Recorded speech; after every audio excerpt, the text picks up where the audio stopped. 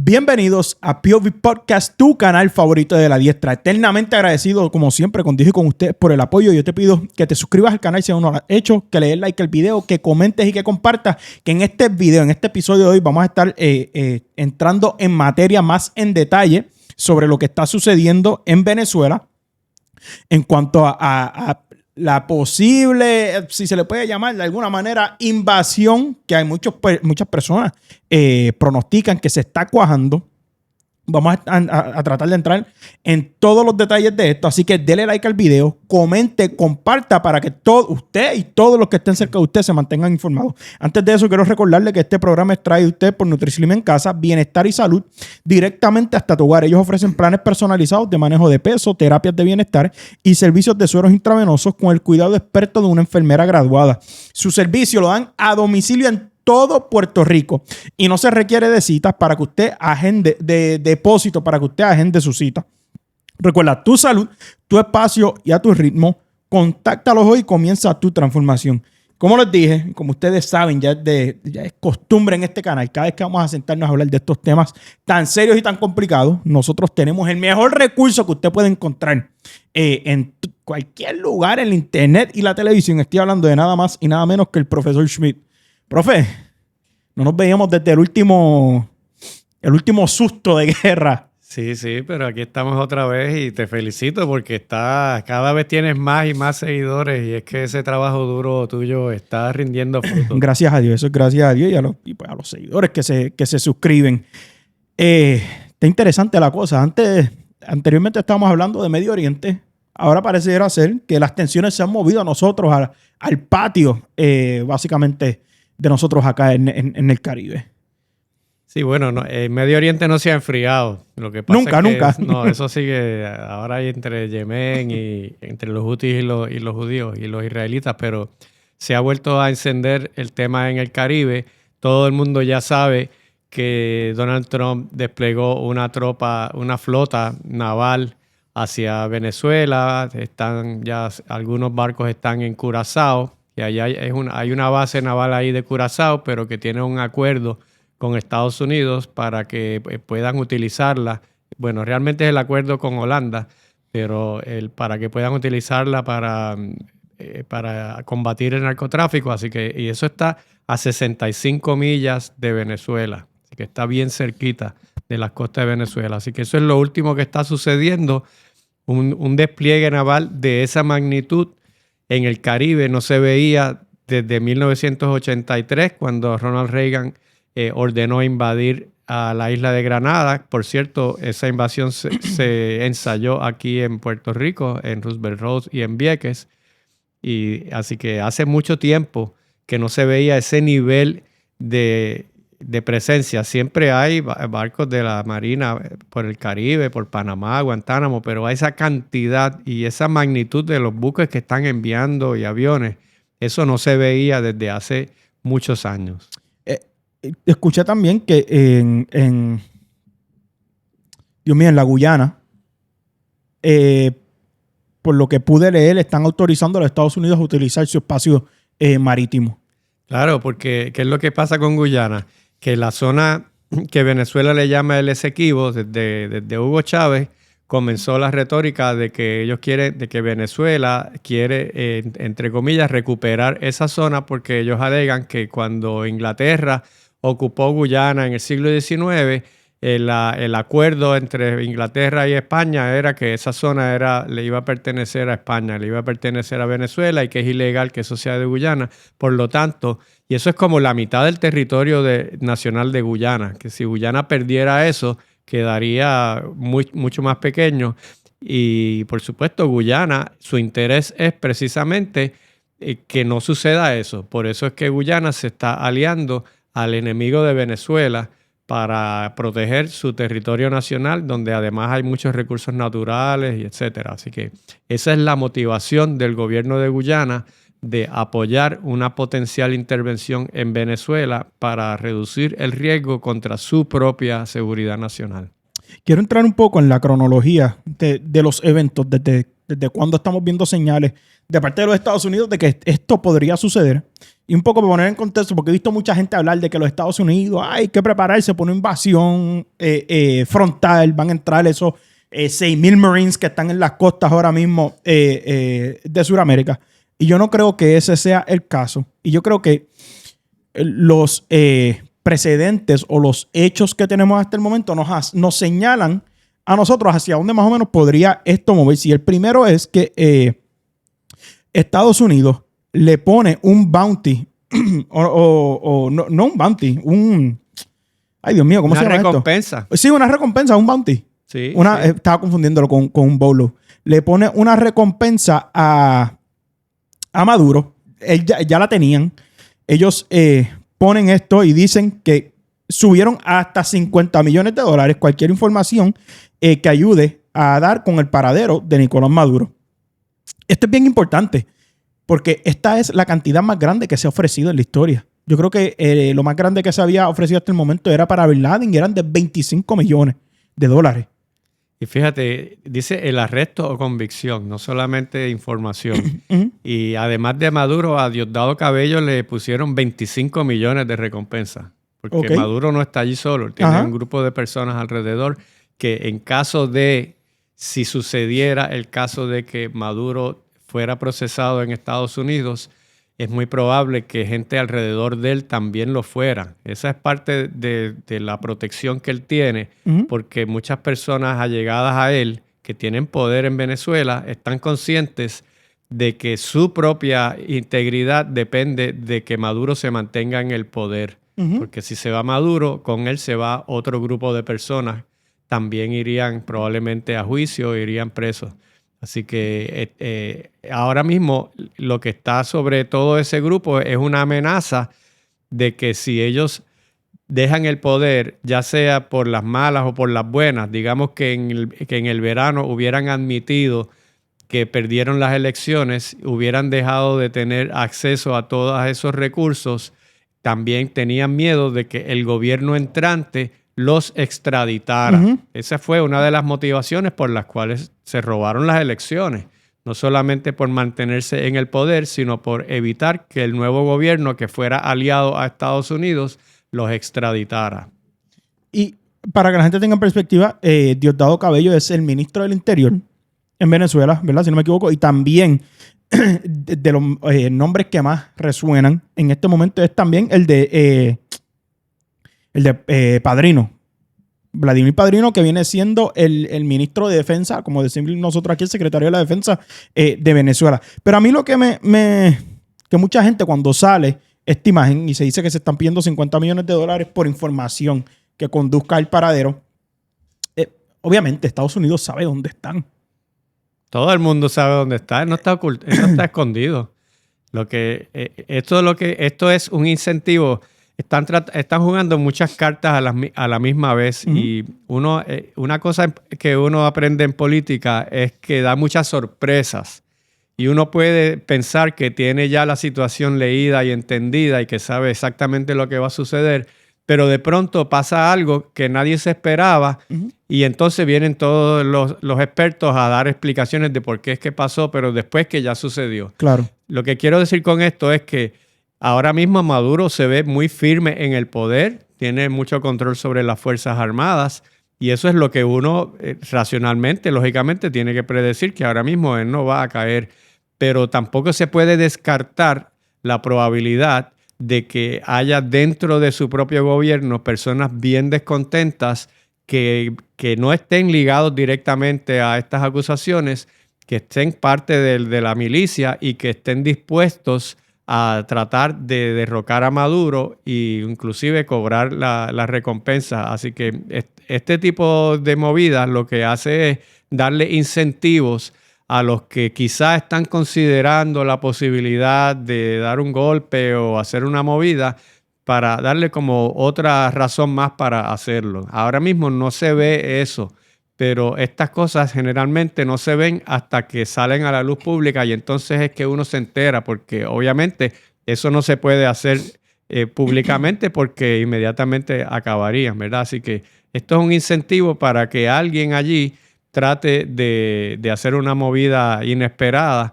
Y de enemigos, obviamente, tiene muchos enemigos. De la misma manera que tiene gente que lo apoya, tiene mucha gente que está bien deseosa de que salga del Y poder. tiene un pueblo cansado ya también, que anteriormente, a principios de año, cuando se dieron las protestas estas enormes, luego de que él se haya robado las elecciones, personas, bandos criminales dentro de mismo Colombia, de Venezuela. Yo recuerdo videos de personas que controlan barrios importantes y grandes como Petare diciendo vamos a ir en contra de la dictadura.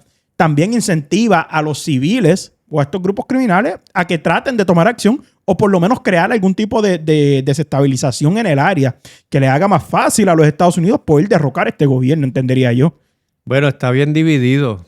Cuando uno dice el pueblo es mucha gente y está realmente dividido. ¿En qué parte, quién está, dónde hay más y dónde hay menos? Bueno, las elecciones dan la impresión que hay más gente en contra de Maduro, pero eso no quiere decir que hay mucha gente que sí lo favorece. Claro. Y ese es el gran peligro de que hubiera una intervención directa militar mientras Maduro está en el poder, que es que eso puede generar una ruptura violenta y puede crear una guerra civil en Venezuela. O sea, estamos viendo los escenarios posibles, ¿verdad?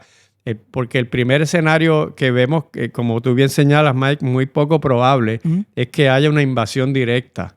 Porque eso porque no es bombardear, no es tirarle misiles Tomahawk. Eso es fácil. Lo difícil es desembarcar y meter tropas adentro, porque ya eso es un lugar desconocido, con un lugar urbano, una guerrilla urbana. Sería mucho más complicado y no le quepa duda que si eso sucediera, va a haber mucha gente y gente armada que va a apoyar a Maduro, que va a rechazar esto. Así que por eso es que pensamos, tú, yo y la mayoría de la gente que analiza esto, que la posibilidad de una invasión es muy remota, pero no es imposible. En política uno no puede decir que algo es definitivamente seguro o que algo es definitivamente imposible. Todas las cartas tienen que considerarse cuando hacemos estos análisis porque son escenarios probables. Y esta flota naval que están enviando al Caribe, esto no es lo que usted normalmente usa para combatir narcotráfico. No. Los narcotraficantes no tienen buques de guerra, no tienen aviones de guerra, usan lanchas pequeñas, veloces, usan a veces submarinos pequeñitos. Ellos quieren pasar desapercibidos. Así que realmente, cuando uno mira estrictamente la flota que está llegando allí, es una flota cuyo adiestramiento y cuyos recursos son para invadir un lugar. Claro, es que uno piensa y uno mira la historia y por ejemplo acá en Latinoamérica más recientemente, yo creo que el recuerdo más cercano, más reciente es el de Panamá, la operación Just Cause, Causa Justa, que fue básicamente este mismo panorama.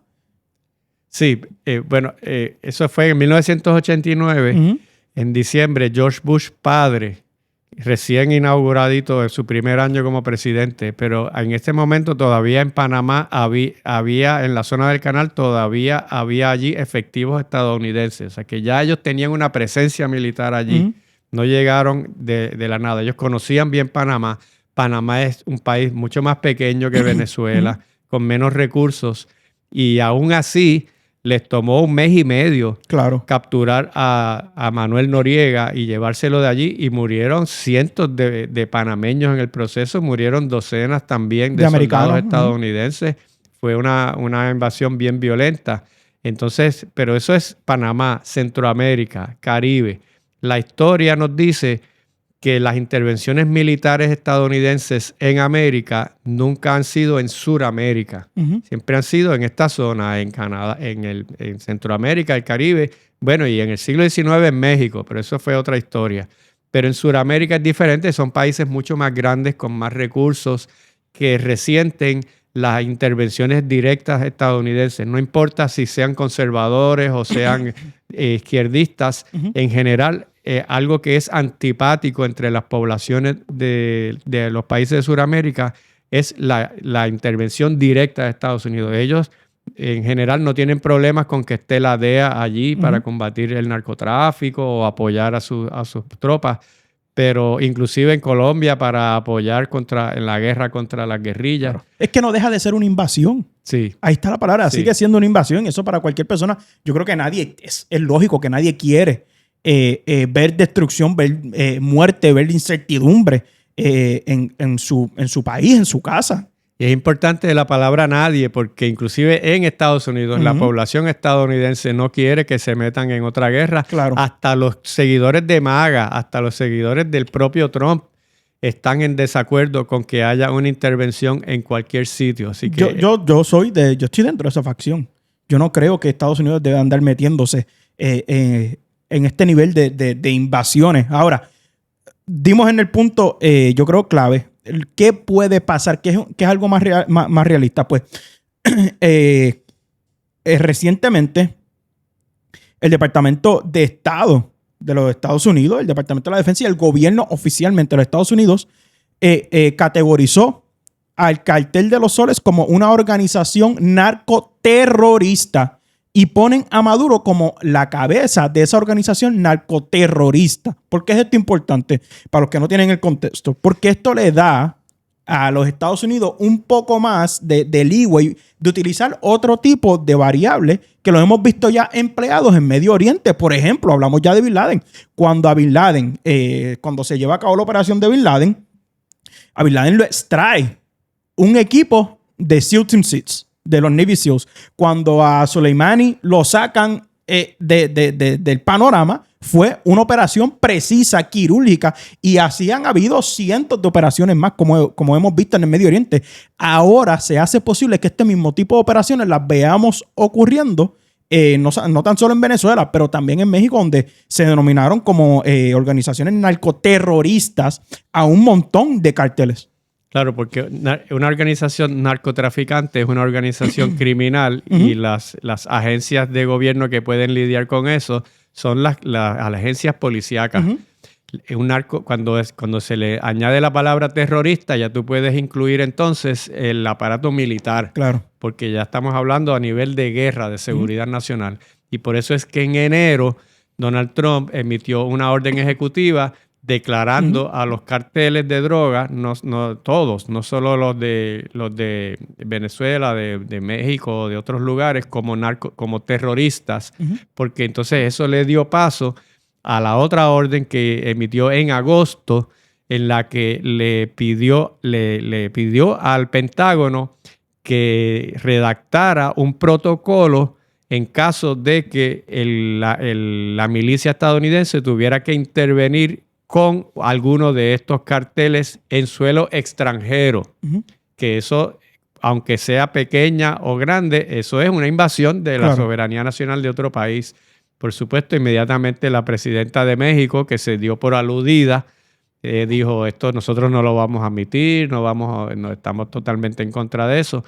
Pero está cambiando, ha estado cambiando desde enero el marco legal que podría justificar una acción militar.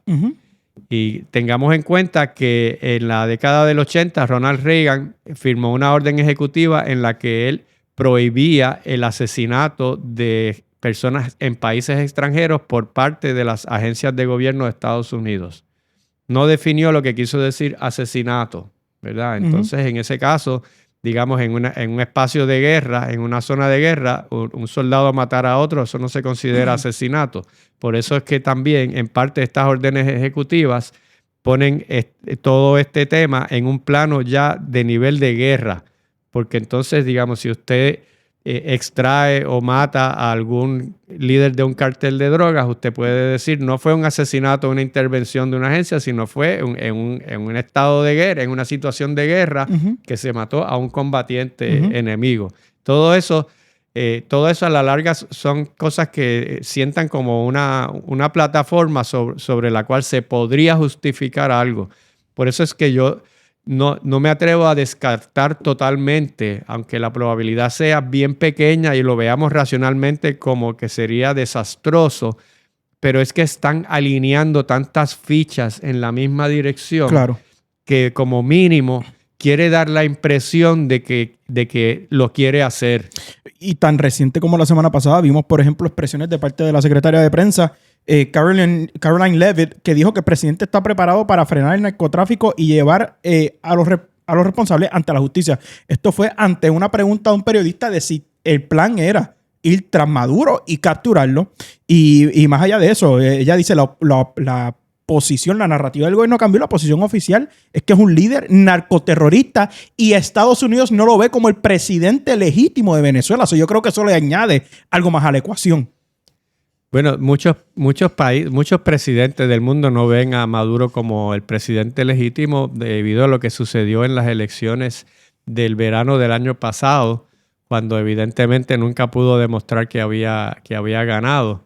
Pero no todos están de acuerdo con la categoría de que es narcotraficante. Uh-huh. Y de hecho, un poco para aclarar, de lo que acusan a Maduro no es de que él sea líder de un cartel como tal, sino de que él utiliza y su gente utilizan los recursos del gobierno para proteger el tráfico de carteles. Uh-huh. Eso, ¿verdad? Un poco diferente, como no es Pablo Escobar. No lo acusan de ser Pablo Escobar, que era el que dirigía la producción y la distribución y todo eso, sino que lo acusan de que protege a los que lo hacen con sus fuerzas armadas.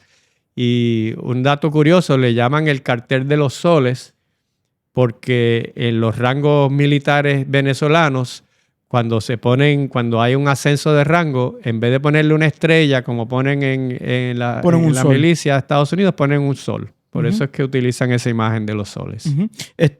No sé si vio que hace también unas semanas atrás, hace como 2 semanas, Estados Unidos le incautó en bienes $700 millones a Nicolás Maduro. Sí, en parte eso es parte de lo que hay ahí, ¿no? Una vez tiras todo esa retórica, puedes tomar entonces una cantidad de acciones que serían ilegales frente al derecho internacional si no tuvieras una justificación como esta de que eso es un enemigo contra la seguridad nacional y todos estos bienes son parte de una guerra en contra nuestra.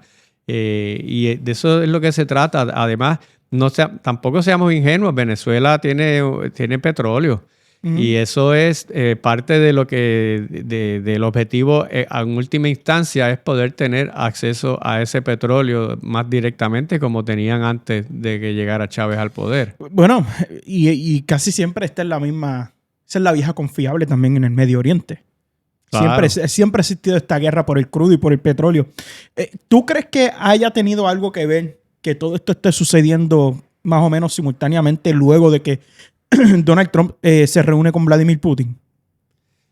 Bueno, todo es parte del mismo juego. Recuerden que Vladimir Putin apoya a Venezuela y no descartaríamos que si hubiera algún tipo de conflicto Rusia interviniera, no con tropas, no directamente, pero sí con logística, con ayuda militar, un poco para desquitarse de toda la ayuda que le han dado, que los Estados Unidos le han dado a Ucrania. Aún luego de ver el trato que se le dio a Nicolás Maduro en la última reunión de BRICS, que básicamente eso se lo vio el mundo entero, en donde Rusia y Vladimir Putin directamente y personalmente ninguneó a Maduro. No lo dejaron estar ni sentarse en la mesa con los líderes internacionales. Sí, porque es un poco tóxico. Ni siquiera permitieron. El propio Brasil se opuso a que Venezuela entrara a los BRICS. ¿Quién está respaldando realmente a Venezuela en todo este movimiento? No, bueno, respaldo como tal, así físico, material, tiene muy poco. En América tiene, por supuesto, a Colombia ha sido el único que... Sí, Venezuela y Colombia. Cuba y Colombia han sido los únicos. Cuba y Nicaragua. Colombia no apoya directamente. Colombia tiene una posición difícil. El gobierno de Petro es un gobierno de izquierda, pero tampoco ha reconocido la legitimidad del gobierno de Maduro. Salió esta semana y dijo... estaba viendo el video que hubiese dado download, pero dijo que le molesta la falta de posturas contundentes que han tenido el resto de los gobiernos latinoamericanos repudiando lo que está sucediendo en Venezuela por parte de los Estados Unidos. Yo creo que están ya teniendo un standing un poco más fuerte. Sí, bueno, pero eso no quiere decir que reconozca a Maduro como presidente de Venezuela. Reconoce la soberanía del país Venezuela y por supuesto que rechaza la presencia militar y rechazaría contundentemente una posible invasión. Inclusive Petro ha dicho que el cartel de los soles no existe, que eso de lo que realmente están hablando es del trasiego que hay entre Colombia y Venezuela. Son carteles más tradicionales. Y que eso es un invento para dar una justificación para invadir a Venezuela. Pero no es algo que sea far-fetched. O sea, ¿cómo nosotros creemos que estos gobiernos, estos líderes, de dónde tú te crees que Maduro saca 700 millones de dólares? ¿Dónde vemos que personas como Díaz-Canel y la dinastía Castro en Cuba viven en palacios, tienen islas privadas? Esta gente tiene que estar envuelta en algún tipo de negocios ilícitos.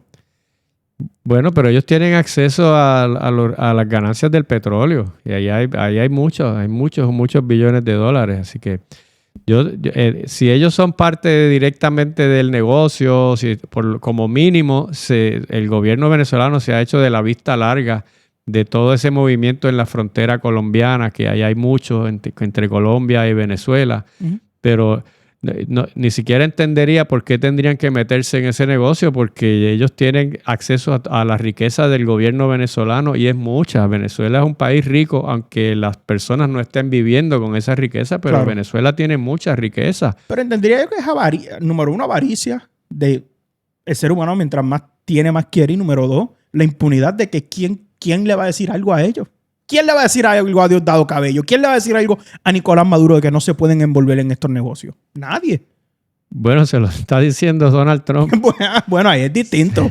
Ahí es distinto. No sé, ellos tienen tantos recursos económicos dentro del país a su disposición que me parece que si realmente lo están haciendo es una estupidez. Porque no es que esté bien que ellos estén, ¿verdad?, usurpando los recursos económicos de Venezuela, pero con eso tienen más que suficiente. Ahí hay muchos cientos de billones de dólares disponibles para ellos. Entonces, yo estoy totalmente convencido de que Maduro no es el presidente legítimo de Venezuela, de que está controlando todas las instituciones judiciales, legislativos, electorales, para mantenerse en el poder sin tener verdaderamente el favor del pueblo. Pero todavía no estoy 100% convencido de que realmente de que es el líder de una operación del narcotráfico, más allá de permitir que suceda. Que eso es algo, sigue siendo cómplice de eso, pero si fuera por eso, pues hay 2 o 3 presidentes también que podrían estar en la mirilla. Claro. Así que, pero de todas maneras, es importante para crear el marco legal de que Maduro es un enemigo del Estado. Lo mismo que se hizo con Manuel Noriega. Pero lo mismo se podría inclusive haber dicho de varios presidentes mexicanos. Podrían haberlos acusado de que eran cómplices del narcotráfico. Bueno, hasta el sol de hoy la misma gente en México ven las posturas de Claudia Sheinbaum. Por ejemplo, con estas campañas de abrazos, no balazos, cuando salió hace poco ella dijo, y no vamos a volver a aquellas viejas maneras de estar en guerra con el narco, no vamos a hacerlo. Tú dices, hermano, pues tú le estás dando la carta verde o la luz verde a que esta gente sigan haciendo lo que están haciendo y no se van a enfrentar con ningún tipo de mano dura. Y si tú quisieras construir un discurso de que el gobierno mexicano está protegiendo y es cómplice de eso, sería bastante fácil de construirlo sobre Sheinbaum, sobre Felipe Calderón, sobre Enrique Nieto, sobre muchos de esos presidentes y en Colombia también. Tú podrías también construir un discurso de que el presidente es parte de... Se está haciendo ahora mismo con lo que sucedió con Uribe. Eso es dentro de Colombia. Dentro de Colombia, parte de las acusaciones. Así que yo creo que en este caso pues, es específicamente diseñado para tratar de desestabilizar un gobierno enemigo. Y me da la impresión de que Donald Trump quiere, antes de terminar su cuatrenio, quiere haber salido de Maduro, que quiere tener ese logro político. Y hablando de los logros políticos, recordemos que las elecciones de medio término son el año que viene, son el 2026.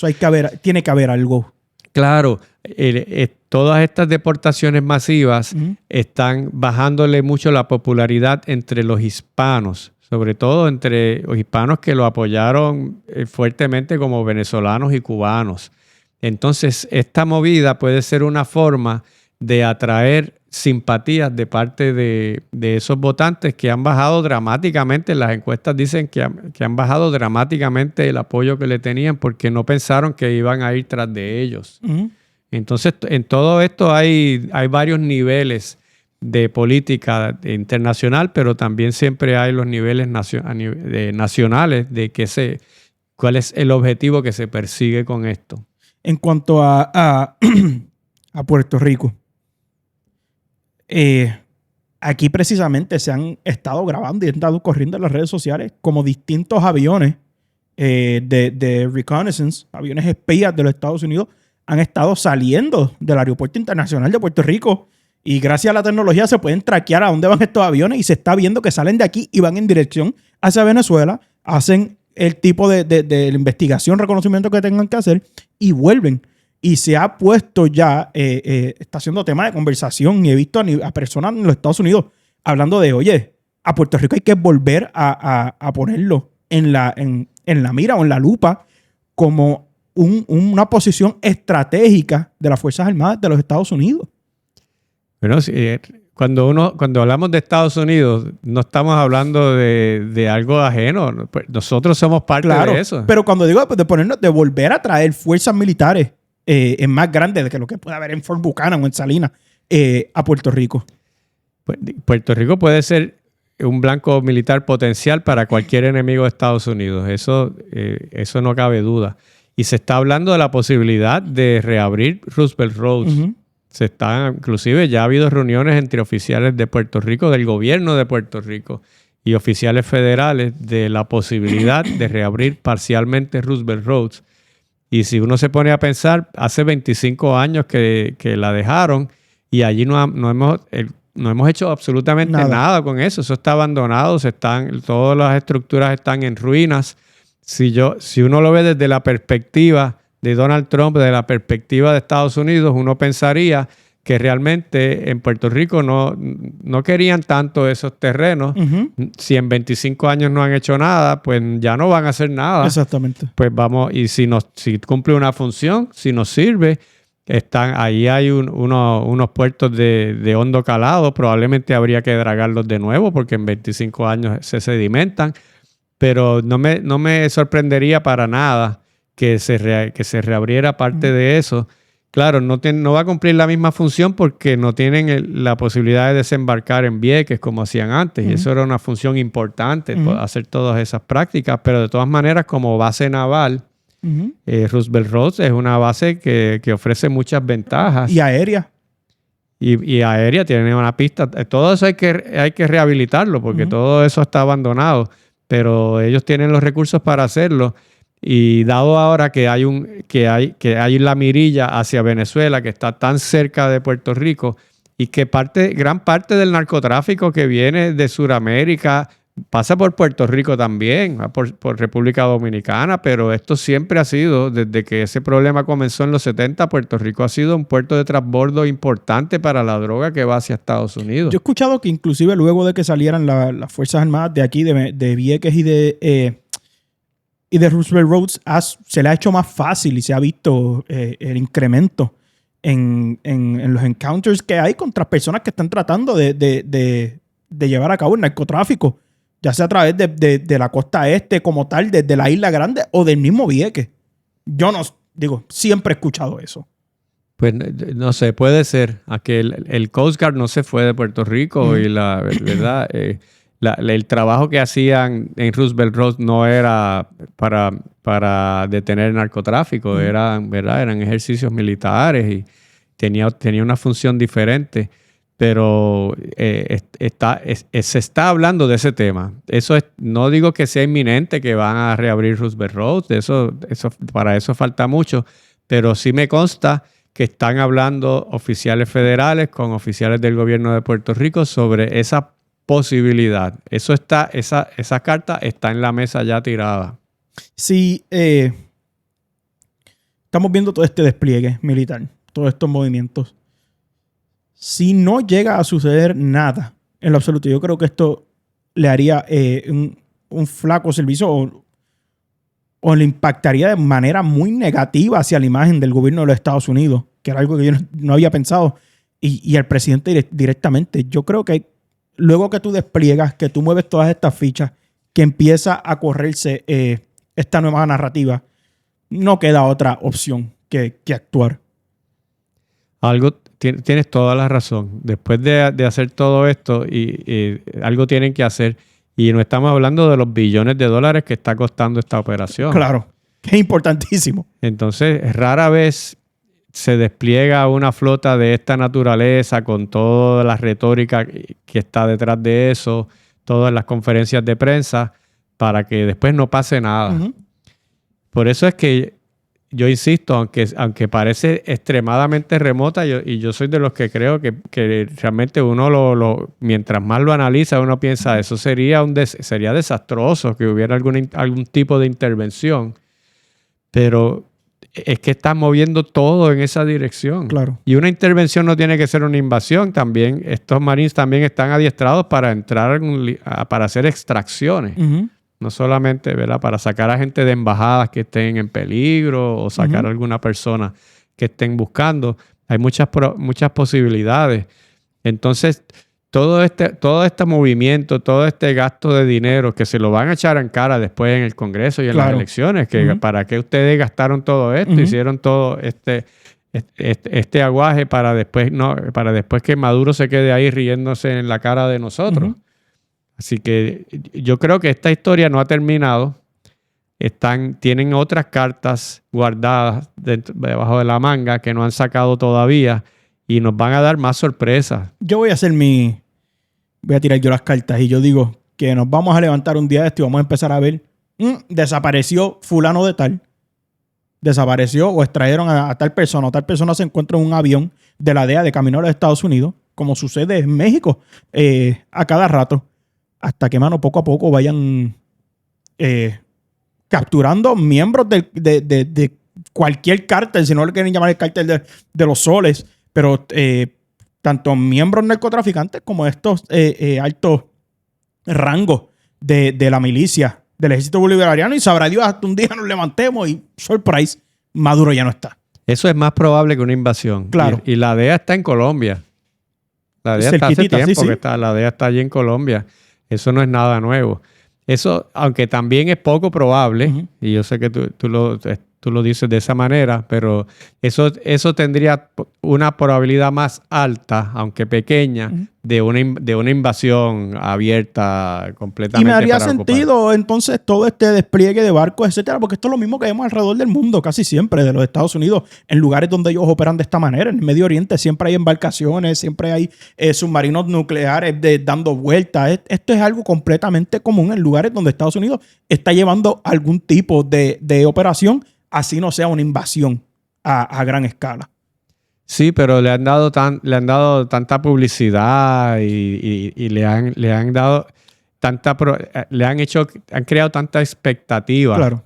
De que esto es para combatir el narcotráfico y de que el narcotraficante es el presidente y Cabello y todo eso, y de que va a haber algún tipo de resultados tienen que mostrar. Sí, claro. Y yo creo que toda la mayoría de la narrativa que se ha construido alrededor de todo esto y especulación es por las redes sociales y por la tecnología, porque uno ve a dónde se está moviendo cada cosa.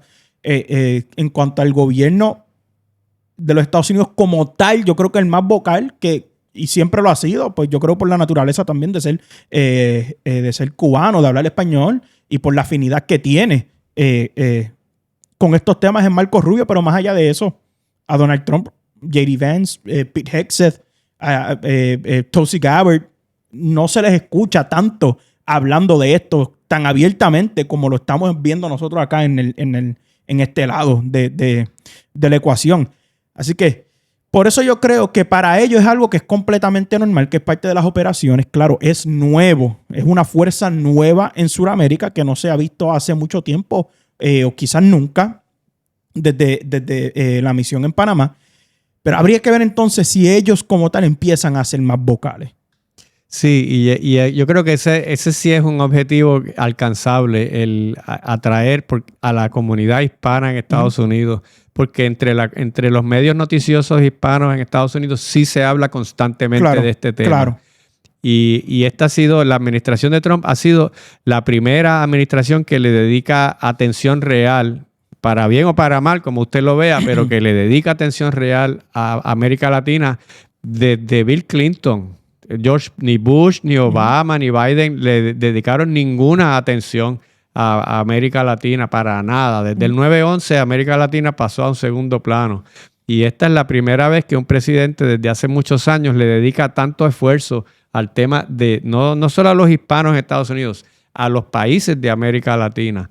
Así que en ese sentido, hablando de potenciales resultados, electoralmente, el año que viene, eso sí podría tener un efecto electoral favorable hacia los republicanos si consideran que el gobierno de Donald Trump es un gran aliado, porque los hispanos en Estados Unidos se están moviendo hacia el lado más conservador. Contrario a lo que pasaba en otras décadas, están votando últimamente mucho de una forma más conservadora, apoyando candidatos republicanos, más allá de la comunidad cubana que tradicionalmente siempre los apoyaba, o comunidades de otros países, inmigrantes de otros países.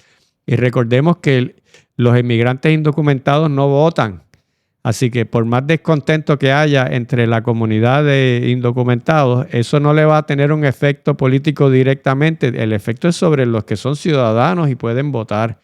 Y por eso los ciudadanos latinoamericanos, los latinos en Estados Unidos, en su gran mayoría apoyan el cierre de la frontera, apoyan el que no entren más personas indocumentadas, aunque muchos de ellos entraron y después se naturalizaron, pero porque a ellos directamente no los afecta, porque ellos sí están de manera legal en el país. Lo que sí están resintiendo es que no están discriminando ahora contra nadie. Cualquier persona que tenga físicamente parezca latino y que esté hablando español, se lo están llevando, aunque después lo suelten, pero lo tienen una semana allí, ¿verdad? Ese nivel tan amplio de arrestos, eso sí está creando descontentos entre toda la comunidad hispana, ya sean conservadores, ya sean liberales. Y en ese sentido, este despliegue de fuerzas y esta manifestación de bravuconería sí puede tener ese efecto político positivo.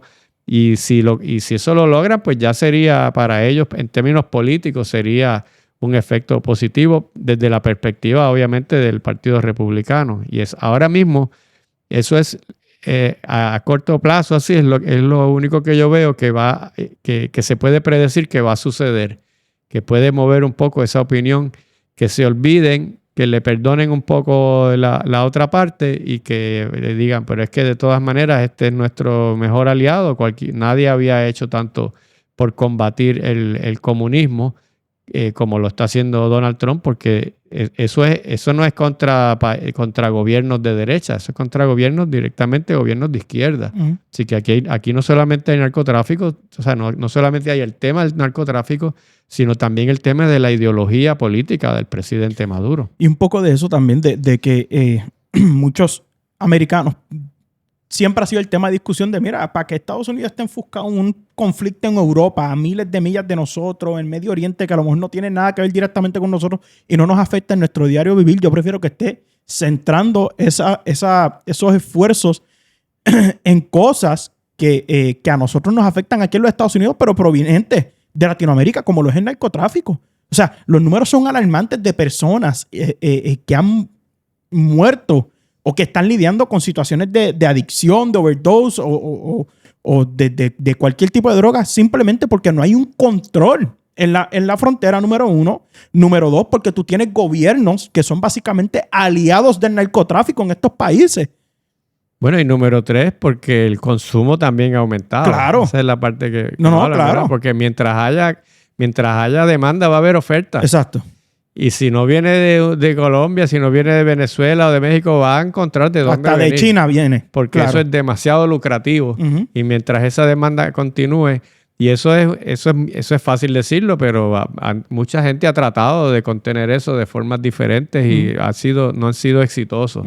Pero no se habla tanto de esa parte. Claro. De esa parte, y eso es legítimo cuando le dicen, pero ¿y qué estás haciendo tú para reducir el consumo? Uh-huh. Lo que sea, ¿verdad? ¿Dónde está la política pública para reducir? Claro, lo que pasa es que consumo? eso es como sucede aquí en Puerto Rico. Hablamos de que hay que, mano, ¿qué está pasando con los jóvenes? Hay que educarlos mejor. Claro, pero eso toma años. Eso es una política que no es fast acting en lo que tú ves los resultados. ¿Qué si tú ves el resultado más rápido? Cuando la gente sabe que las acciones criminales que cometen tienen consecuencias y son contundentes. Eso en parte le pone en la semilla en el cerebro que, espérate, si a mí me cogen en este revolú, yo posiblemente no vuelvo a ver la luz del día. Frena un poco las ganas de que alguien quiera andar actuando criminalmente. Yo creo que sucede lo mismo en cuanto a la adicción, a cualquier adicción. Tú puedes empezar a generar política pública salubrista de cómo vamos a atender esto, campañas, etcétera. Pero esto es un lío que es generacional, el tú poder ver un cambio. ¿Qué es lo que sí podemos hacer ahora? Bueno, pues podemos cerrar la frontera, podemos empezar a darle mano dura a los narcotraficantes, gente que está aquí, que entra ilegalmente al país para narcotráfico, lo que sea, vamos a enviarlos de vuelta a su país. Y a los países que no están haciendo lo posible porque este narcotráfico se detenga y no salga de su país, también los vamos a hacer responsables. Y yo creo que en esa parte se puede actuar más rápido y es un poco más efectivo y más inmediato el resultado. Claro, pero ese mismo enfoque también se puede hacer a nivel nacional. Claro, yo claro. Estoy diciendo, yo sí creo en el enfoque salubrista, pero también el enfoque, tener la misma, si vas a aplicarle mano dura a la oferta, pues claro, aplícale esa misma mano dura a la demanda. Claro. Porque si dentro de Estados Unidos no le llaman carteles, pero también hay organizaciones criminales que los reciben, que son socios de los carteles internacionales, que los reciben, lo distribuyen, lo venden. ¿Y por qué no se hablan de eso? Alcaldes que, por ejemplo, ahora mismo estamos viendo lo que está sucediendo en Washington, D.C., en donde se desplegó a la Guardia Nacional y todas las agencias de seguridad y llevan todos los días, desde el día número 1 que comenzó esto, no se ha visto un homicidio en Washington, D.C. El crimen ha bajado, pero a niveles históricos. Y todo esto se está haciendo con la intención de vamos a ver si esto podemos replicarlo en ciudades que están igualmente violentas en los Estados Unidos. Hay ciudades en los Estados Unidos que tienen más índice de crimen que países como Pakistán. Y eso es absurdo. Pero vemos alcaldes, por ejemplo, como el de Chicago, que está diciendo que él no va a permitir que el gobierno federal entre y trate de actuar en contra de los criminales que están haciendo lo que les da la gana dentro de su ciudad. Así que claro que eso existe también dentro de los Estados Unidos. Y hay alcaldes que se hacen de la vista ciega, o yo no quisiera decir ni insinuar, que tienen su mano metida también en estas organizaciones de actividades criminales. Sí, debe haber. Lo que pasa es que aquí lo que estamos viendo es el dilema clásico en la democracia entre el orden versus derechos. Claro. ¿Hasta dónde llega el gobierno federal? ¿Hasta dónde llega? Porque tú puedes establecer una dictadura. O sea, en el gobierno de Franco en España, pues no había muchos crímenes, había mucho orden, pero no había derechos civiles. Claro. Entonces hay que tener mucho cuidado con ese acercamiento hacia mantener el orden, porque están cometiendo muchas violaciones de derechos civiles, están deteniendo gente que camina por la calle sin hacer nada. Todo eso no es parte de la cultura política de Estados Unidos, de estar pidiendo, y la gente no está acostumbrada en Estados Unidos de tener que andar con un pasaporte, una identificación. Eso se hace en otros lugares. Uh-huh. Ellos no están acostumbrados a ver soldados con ametralladoras caminando por las calles, carros blindados transitando uh-huh. por sus calles.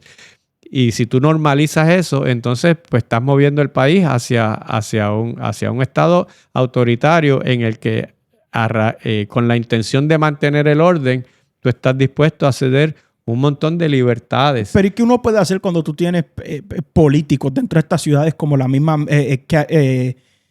Mayor Karen Bass o el de Chicago, Brandon, se me olvida el nombre de él, Brandon Mayor, creo que Brandon es el apellido de él, que no quieren hacer nada en cuanto al crimen que hay dentro de sus ciudades? Pues yo entiendo que el gobierno federal a ti te dice, tú tienes este slack. Ahora, si tú estás actuando negligentemente en contra de tus constituyentes y tú no lo estás protegiendo, le toca entonces a papá meter el pie, meter la cuchara.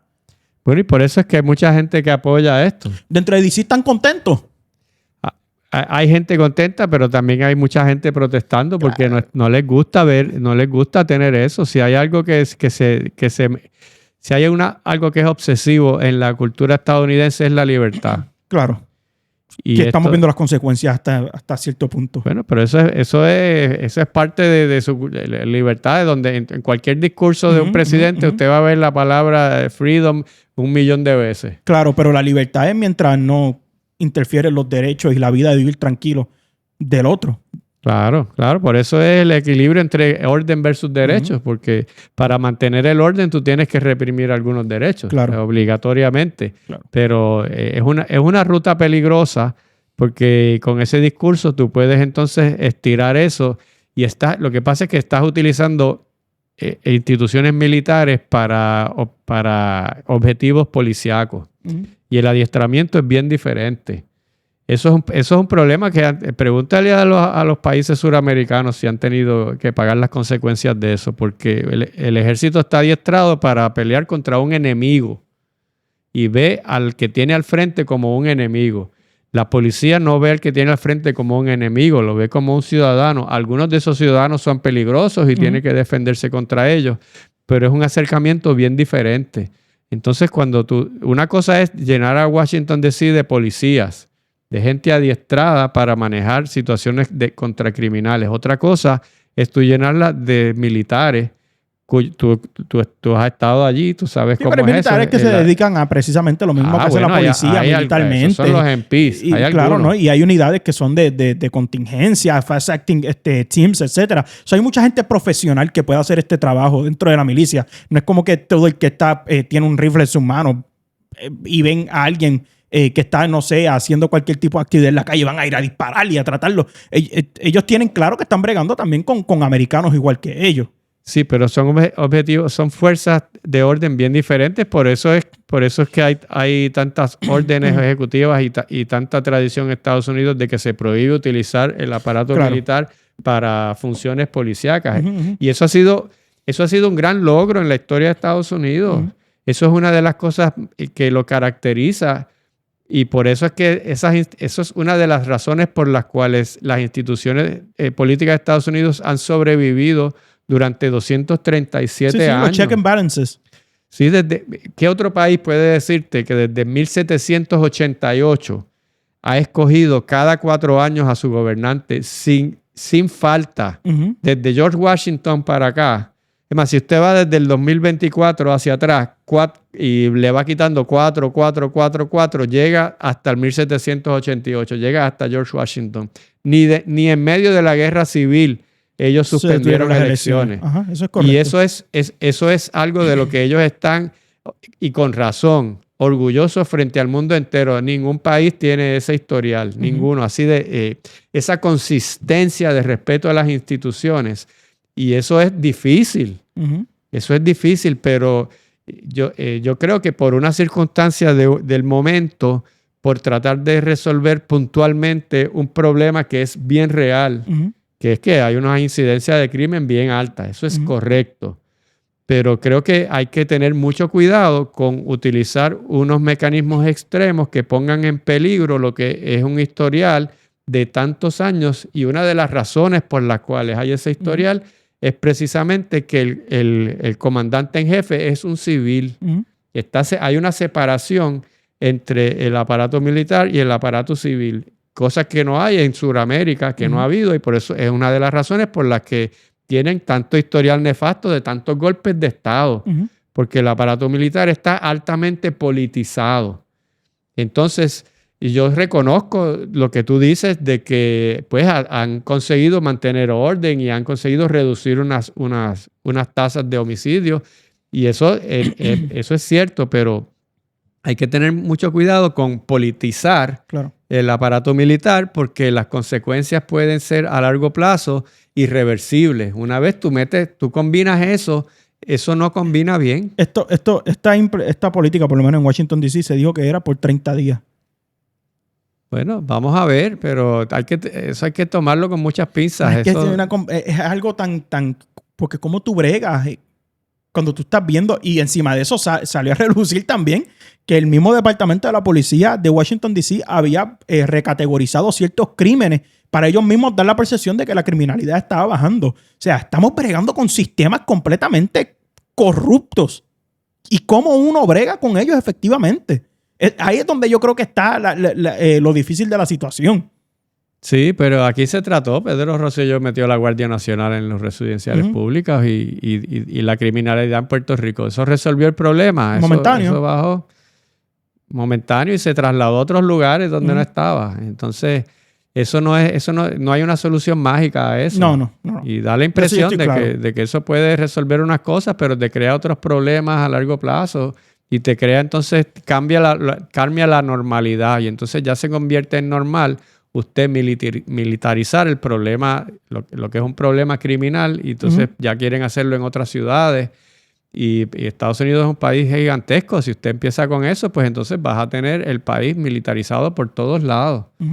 Y esa no es la función. Su función es proteger la seguridad nacional, no es proteger el crimen. Entonces, yo no favorezco este tipo de postura. Pero podría haber un argumento de que la misma criminalidad está ya atentando contra la seguridad nacional. Yo creo que yo no creo que esté a ese nivel. No me parece que esté a ese nivel. Hay otros lugares donde sí está, la tasa de homicidio es mucho más alta, en otros lugares mucho más. Yo no creo que la tasa de homicidios en Estados Unidos esté a un nivel de que se pueda considerar un atentado contra la seguridad nacional. No está lejos de ese nivel. Y por cuestión de que se está activando la Guardia Nacional en estos casos, ¿no cambia un poco la perspectiva de que, bueno, claro, viene siendo parte del ejército de los Estados Unidos, pero es la Guardia, lo que viene siendo, aquí le llamamos la Guardia Nacional, bueno, se llama el National Guard en realidad, pero muchos lugares donde le dicen el State Guard. Claro, porque eso es prerrogativa de los gobernadores. Pero esa movida no se está dando tan ampliamente como la que se está dando en Washington, ¿no? O sea, no. Pero sí, esa prerrogativa siempre la tienen los gobernadores. Por supuesto, tienen muchas más limitaciones. Y bueno, acá no lo usó solamente Pedro Rosselló. Cuando estaba Sila Calderón, ella ordenó que efectivos de la Guardia Nacional patrullaran junto a las policías. No sé si se acuerdan, pero el policía detenía a alguien y al lado del policía estaba el de la Guardia Nacional con su M16 parado al lado. No intervenían, no hacían nada, pero estaba ahí como dándole apoyo. Así que esa prerrogativa existe y a cada rato se usa. Bueno, y se usan para asistencia en desastres. Claro, mayormente es para lo que se utilizan. Más para eso que otra cosa. O sea, que eso es un recurso que está ahí y que en ocasiones se puede utilizar, pero la presencia en Washington y lo que están haciendo es un poco extremo y es peligroso cruzar esa línea porque te vas hacia el lado autoritario y la mayor justificación para todos los dictadores del mundo es que van a mantener el orden. Yo voy a aprovechar en estos 30 días que la situación está. A mí me encanta Washington, D.C., es la ciudad más bella que yo he visitado. Y yo creo que es un buen lapso de tiempo para ir a visitar y sentirse bastante tranquilo en comparación con otras fechas. Pues ya veremos si dura 30 días y ya veremos si a largo plazo eso realmente reduce consistentemente y a largo plazo las tasas de criminalidad. Eso lo veremos. No, yo ahí estoy bastante de acuerdo. Una vez la gente deje de ver presencia, no necesariamente militar, pero a lo mejor policíaca a gran escala, pues es open season. La gente ve, ya no está, vamos a quitar la milicia de la ecuación, pero ya no estoy viendo tantos agentes federales por ahí, HSI o DEA o FBI en las calles patrullando, pues vamos a hacer lo que nos dé la gana. Es como cuando la maestra sale del salón de clase. Sí, bueno, y las razones de fondo que producen esos niveles de criminalidad no se están atendiendo, ¿verdad? La pobreza. Y hay que ver también que aquí hay un objetivo político. Washington, D.C. está pidiendo ser Estado y probablemente sería un Estado demócrata, así que esto reduce... que contra de la Constitución, pero se empeña. No, habría que enmendar la Constitución, claro. Por supuesto. Bueno, lo que ellos proponen es que se quede un pedacito, el pedacito... distrito como tal. Que se quede el distrito, la parte donde están los monumentos y la Casa Blanca y estas partes más pequeñas y que lo que hay alrededor... Pero por supuesto tendrían que enmendarla. pero definitivamente la probabilidad de que Washington DC reciba los votos en el Congreso para ser Estado ahora se desploma. Uh-huh. Y enmendar la Constitución es sumamente difícil. Pero la enmendaron en el 72 para que los habitantes de Washington DC pudieran votar por el presidente. Uh-huh. O sea, no hay precedentes sobre eso. Claro. Pero a nivel de declararlo un Estado, yo creo que ahí no hay que enmendar la Constitución si para admitir un Estado de la Unión no hay que enmendar la Constitución. Washington DC en específico. Washington DC, pero ya estamos entrando en otro tema, pero si ellos redefinen lo que quiere decir Washington DC a una zona más pequeña, Okay. Porque en la Constitución no dice los límites territoriales. No. Uh-huh. Si ellos dicen, pues lo que quiere decir el Distrito Federal es este pedacito, uh-huh, el resto no es parte de Washington DC, uh-huh, pues podrían darle la vuelta y no tener que enmendar la Constitución, sino determinar que ese territorio, ese espacio, esa tierra que hay allí no es Distrito Federal y esa tierra de ahora en adelante le vamos a llamar el estado de lo que fuera, ¿verdad? Uh-huh. Podrían hacerlo. Existe eso y existe gente que dice hacer más o menos es dividir. Parte para Maryland y parte para Virginia también. Sí, porque de ahí fue que crearon Claro. la ciudad, se la quitaron a Sí. los estados que Sí. estaban alrededor. Pero en todo caso, esa discusión ahora pues queda bien lejana, porque imagínate, después de la imagen que dan de Washington DC, de que es en un territorio prácticamente de guerra, que hay uh-huh, que meterle allí a todo el aparato militar para contenerla, que también está exagerado, sí, los niveles de homicidio han sido altos, pero también lo están haciendo ver como que usted camina por la calle y le caen a tiros. Hay crimen, bueno, sí, hay crimen y es de las ciudades de más crimen en todo el país. uh-huh. Y está bien, no hay, acepto eso, pero también han exagerado la nota para poder justificar estas acciones tan dramáticas. Es complicado. Uno ve los números de ciudades como esta, como Baltimore, como Chicago, como Jackson, Mississippi. Y dices, ¿quién quiere vivir dentro de estas ciudades? ¿O por qué un ciudadano americano, una persona en general, se tiene que someter a vivir en estas condiciones? Y que básicamente los alcaldes en esas respectivas ciudades, actúen tan indiferentes ante estas situaciones. Pero ya eso es tema para otro día. Y si no, nos vamos a extender 2 horas más. Profe, muchas gracias por estar este ratito aquí con nosotros, informando a la gente. Veremos qué sucede. Yo creo que estoy seguro que esto aquí no termina.